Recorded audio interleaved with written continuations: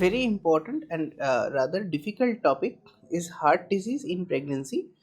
So, what is the issue if a pregnant lady is also having a concomitant heart disease?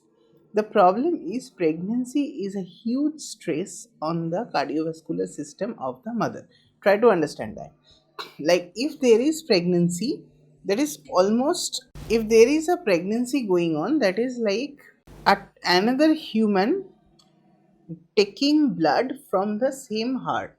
So it's a huge stress on the mother's heart, and anytime the heart can go into failure.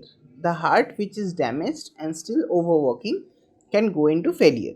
So when the mother goes into failure, what are the times that mother is more likely to go into the failure? So one is, if we go chronologically, with the beginning of second trimester, because second trimester the vasodilatation is the blood volume expansion is maximum. There is maximum blood volume expansion and there is a volume overload which decompensates the heart. If second trimester is tolerated well, then onset of labor is one more condition where this kind of decompensation can happen, because labor again needs more transfusion infusion to the uterus, and that is higher overload for the heart and is also associated with tachycardia. So after onset of labor, second stage of labor, particularly when the lady is performing the Valsalva maneuvers, that has a huge stress on the heart and very high chance of decompensation.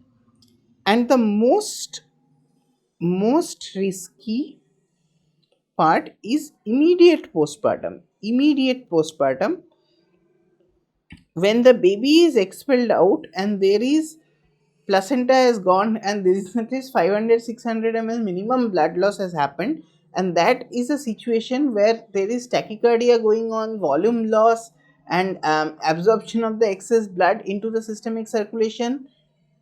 So it's a lot going on. So that is the time where immediate postpartum is the most common cause, most common time when the lady suddenly becomes breathless, or non-responding with crepes, bilateral basal lung crepes, and saturation.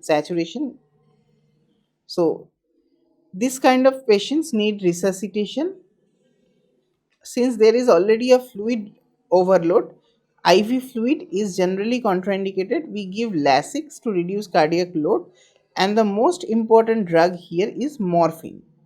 Because morphine reduces tachycardia and the central nervous system drive by reducing the cardiac activity from the central level, also reduces preload, afterload, and increases the vascular permeability of the lung. So morphine is basically the drug of choice, and IV fluids are contraindicated. We can also give Lasix and other standard resuscitative measures.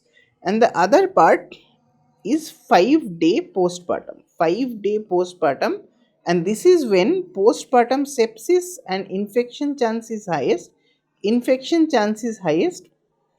And because of the infection related tachycardia, this the cardiac decompensation happens, right? So there are certain scores.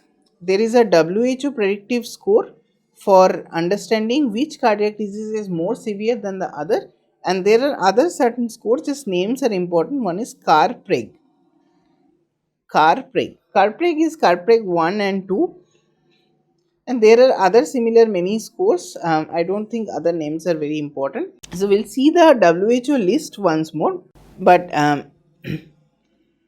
just want to emphasize on one fact, that infective endocarditis is a very dangerous thing and can happen during the pregnancy, and infective endocarditis prophylaxis is needed for those having cyanosis, those having pulmonary arterial hypertension, those having mechanical valve, and those having evidence of turbulent flow. Also, those one with mechanical cardiac valve needs anticoagulation. This anticoagulation is, in the first trimester she has to be on heparin because warfarin is embryotoxic. Then In the second and early third trimester, she needs to be changed to warfarin, because warfarin gives a more predictable result on monitoring. And then near the delivery, by 36